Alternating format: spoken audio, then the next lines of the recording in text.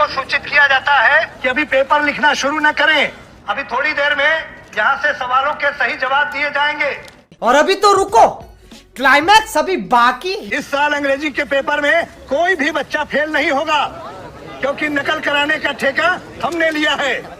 तो जी हाँ मेरे प्यारे प्यारे रसगुल्लो, एक बार आपका फिर स्वागत है आज के इस वीडियो पर। यहाँ पर देख सकते हैं मेरे पास आ चुका है खंड आ का आपका कक्षा 6 का यहाँ पे वार्षिक मूल्यांकन वर्कशीट 21-22 का विषय आपका सामाजिक विज्ञान का आपका 19 अप्रैल का यहाँ पे 100% आपका असली पेपर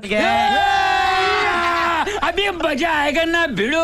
और आज के इस वीडियो पर आपको मैं यहाँ पे लेके आ चुका हूँ आपका पार्ट 2, और पार्ट 2 में आप बिल्कुल ही मौज कर देंगे। फटाफट आपको मैं क्वेश्चन 1 से लेकर आपको 20 तक का आंसर कंप्लीट कर दूंगा। एक एक क्वेश्चन देख लीजिएगा और कॉपी पर लिख कर यहाँ पे याद कर लीजिएगा, ठीक है। तो यहाँ पे मेरे पास 7वीं का है, आपको 7वीं का यहाँ पे मैं लगातार पार्ट में आंसर दे रहा हूँ। और पहले यहाँ पे देखते हैं कक्षा 6 का आपका पूरा आंसर। चलिए फटाफट देखते हैं। देखिए यदि आपने यहाँ पे ऑब्जेक्टिव का आंसर नहीं किया है तो कोई बात नहीं, आप एक बार इसमें यहाँ पे देख सकते हैं। देखिए पहले का आंसर आप करना है आपको डी नंबर, अनाज पीसने में, ठीक है। क्वेश्चन क्या लिखा है, नवपाषाण काल में ओखली और मूसल का उपयोग किया जाता है, आपको आंसर अनाज पीसने में। और इसके बाद देखिए क्वेश्चन दूसरा, प्रसिद्ध वैद्य चरक द्वारा लिखित पुस्तक का नाम क्या है, आपको आंसर चरक आपका सही से करना है। और इसके बाद आपका तीसरा नंबर, देखिए तीसरा नंबर क्या लिखा है आपको यहाँ पे, महाजनपद काल में राजाओं द्वारा आपका प्राप्त कर की राशि का उपयोग किया जाता है किसमें, आपको जनता के कल्याण के रूप में। और चौथा क्वेश्चन, प्राचीन कलिंग राज्य का वर्तमान भारत के किस राज्य का हिस्सा है, आपका उड़ीसा।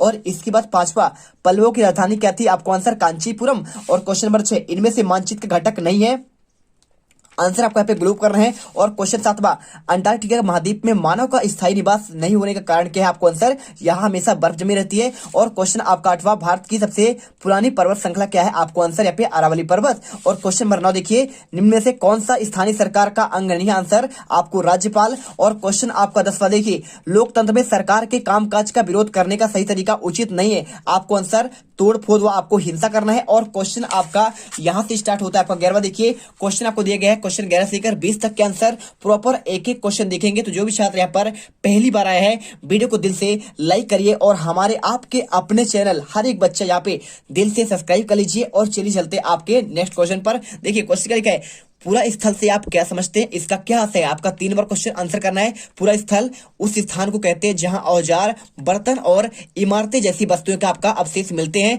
आपको आंसर करना है। इसके बाद क्वेश्चन आपका देखिए, क्वेश्चन नंबर आपका 12वां, पुरातात्विक प्रमाण के आधार पर बताइए कि इनाम गांव के लोग क्या क्या करते थे, आपको धंधा क्या करते थे। 3 नंबर क्वेश्चन आंसर लिखना है, इनाम गांव के लोग खेती और संबंध व्यवसाय आएगा इनका आपका प्रमुख साधन था। और क्वेश्चन आपका यहाँ पे देखिए 13वां, पल्लव काल में सभा अपना कार्य किस प्रकार करती थी, आपको 3 नंबर क्वेश्चन आंसर करना है। पल्लव काल में सभा कार्य दक्षिण भारतीय प्रशासन की प्रमुख आपका तत्व ग्राम सभा या समिति होती थी, और यह पल्लव काल में भी रही थी। प्राचीन लेखों से पता चलता है कि ग्रामों में संगठन आपका ग्राम के अथवा यहाँ पे मुटुक के नेतृत्व में किया जाता था। इसके बाद आपका आंसर आता है क्वेश्चन में आपका 14वां, उपनिषद में किन विचारों का आपका संकलन है, आंसर करना है। उपनिषद में परमेश्वर, परमात्मा, ब्रह्मा, आत्मा, ब्रह्मा और ब्रह्मजीव और जगत आदि के विचारों का आपका संकलन है। और इसके बाद आपका क्वेश्चन आता है आपका यहाँ पे देखिए नंबर 15, देखिए अक्षांश रेखा है कि आपको विशेषता बतलानी है। आपका 3 नंबर क्वेश्चन बहुत ही सिंपल क्वेश्चन है, बस आपको यहाँ पे अच्छे से पढ़ना है। सभी अक्षांश रेखाएं एक दूसरे के समानांतर होती हैं, और दूसरा अक्षांश रेखाएं पूर्व से पश्चिम की ओर होती है। तीसरा पॉइंट, अक्षांश रेखाएं पूर्ण वृत्त में होती हैं, ठीक है, समझ में आ गया। चलिए इसके बाद आपको यहाँ पे तीनों पॉइंट आपको अच्छे से याद करना है कॉपी पर लिखकर। और इसके बाद आपका आता है क्वेश्चन 16वां, रेखा मानचित्र किसे कहते हैं, आपको आंसर लिखना है। मानचित्र पर जल के अंदर समान गहराई के आपके बिंदुओं को मिलाकर खींची जाने वाली आपकी रेखाएं आइसोबाथ या फिर इसे आपका रेखा मानचित्र कहते हैं। बहुत सिंपल आंसर है, छोटा सा आंसर है। आप यहाँ पे पार्ट 2 देख रहे हैं और फटाफट यहाँ पे याद करिए, क्योंकि पूरा आपका यहाँ पर मैं आपको रियल पेपर दिखा रहा हूँ, आपको डाउट तो बिल्कुल करना ही नहीं है। हर एक पेपर में पहले पेपर से आप देख रहे होंगे, कुछ भी आपका यहाँ पे चेंज आपका नहीं हुआ, सब कुछ आपका यहाँ पे रियल चल रहा है, बस आपको यहाँ पे याद करते जाना है। इसके बाद क्वेश्चन देखिए आपका 7वां क्वेश्चन, समीर 1 और समीर 2 में कोई आपको 3 अंतर बताना है। तो देखिए पहला आपका आंसर, समीर 1 को अंग्रेजी ज्यादा अच्छी लगती है और वही समीर 2 को आपका हिंदी बोलता है। दूसरा यहाँ पे देखिए समीर 1 हिंदू है और वही समीर आपका क्या है 2 यहाँ पे आपको मुसलमान है। समीर 1 ने स्कूल में पढ़ाई की, जबकि समीर 2 ने स्कूल को जाने का उसे मौका नहीं मिला और वह क्या करता, अखबार बेचता था। आपको आंसर यहाँ पे ये करना पड़ेगा।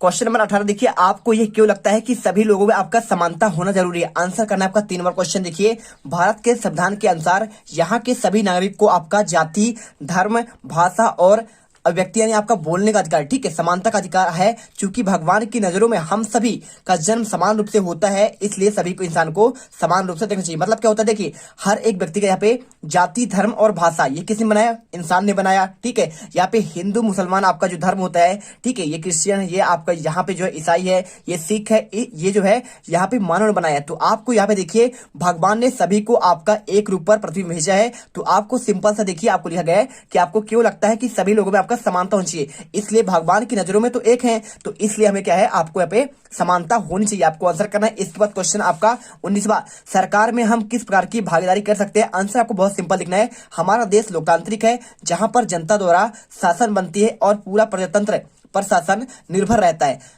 प्रजातंत्र में देखिए जनता ही सर्वोच्च आपका भागीदारी या सहभागिता निभा सकती है। निर्वाचन प्रणाली में आपको जनता को अपना पूरा कर्तव्य निभाना चाहिए एवं सभी को सरकार की पूरी आपकी मदद करनी चाहिए, ठीक है। आप कुछ भी होता है, निर्वाचन होता है, तो आपको यहाँ पे बढ़ चढ़कर आपको वोट देना चाहिए। साथ में आपका जो भी सरकारी आपका यहाँ पे आप कुछ भी योजनाएं आते हैं, उन पर आपको यहाँ पे पूरे तरीके से आपको मदद करनी चाहिए। ये नहीं कि हम क्या करें, विरोध करें, ठीक है। समझ के बात को। चलिए इसके बाद आपका आता है क्वेश्चन आपका, देखिए 20वां, प्राकृतिक वनस्पति किसे कहते हैं? सिंपल सा क्वेश्चन है, कुछ नहीं करना आपको यहाँ पे। समझ लीजिए प्राकृतिक मतलब आपको जो प्राकृतिक रूप से आपके उगते हैं, ठीक है। देखिए प्राकृतिक वनस्पति से तात्पर्य उन पौधे से जो मानव की सहायता से बिना किसी स्वयं वन्य अथवा प्राकृतिक अवस्था में आपका उग जाते हैं। इससे अधिक स्पष्ट करें तो कहा जाता है कि विभिन्न पर्यावरणीय तथा परितंत्री परिवेश में जो कुछ भी प्राकृतिक रूप से उगता है उसे कहते हैं आपका प्राकृतिक आपका वनस्पति। सिंपल सा आप समझिए बात को। चलिए अब यहाँ पे क्वेश्चन देखिए आपका आता है 21 से लेकर आपका 24 तक का। तो इसका आंसर आपको मैं अगले वीडियो पर दूंगा और एकदम टोटल फुल एंड फाइनल